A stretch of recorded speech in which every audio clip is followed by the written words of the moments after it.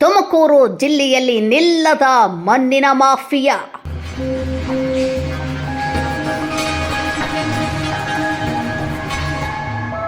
ಭೂತಾಯಿಯನ್ನ ಬಗೆದು ತಿನ್ನುತ್ತಿದ್ದಾರೆ ಈ ರಾಕ್ಷಸರು.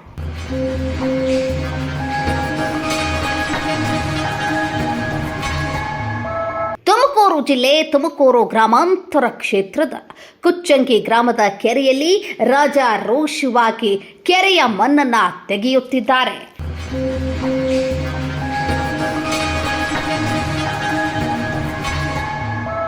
ಸುಮಾರು ದಿನಗಳಿಂದಲೂ ಇದೆಲ್ಲವೂ ನಡೆಯುತ್ತಿದ್ದರೂ ಅಧಿಕಾರವಿದ್ದರೂ ಪ್ರಯೋಜನವಿಲ್ಲ ಎಂಬುವ ರೀತಿಯಲ್ಲಿ ಕೈ ಕಟ್ಟಿ ಕುಳಿತಿರುವ ಗ್ರಾಮ ಪಂಚಾಯಿತಿ ಅಧಿಕಾರಿಗಳು ಹಾಗೂ ಸಣ್ಣ ನೀರಾವರಿ ಇಲಾಖೆ ಅಧಿಕಾರಿಗಳು.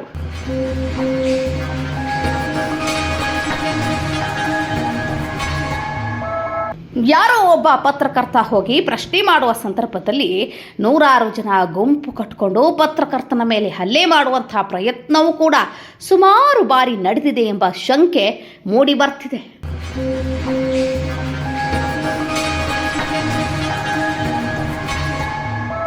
ಇಷ್ಟೆಲ್ಲ ನಡೆಯುತ್ತಿದ್ದರೂ ಕಾನೂನಿನ ಕಣ್ಣಿಗೆ, ಪಂಚಾಯಿತಿ ಕಣ್ಣಿಗೆ, ಸಣ್ಣ ನೀರಾವರಿ ಇಲಾಖೆಯವರಿಗೆ ತಿಳಿಯುತ್ತಿಲ್ಲವೆಂಬುದೇ ಯಕ್ಷ ಪ್ರಶ್ನೆಯಾಗಿ ಕಾಡುತ್ತಿದೆ.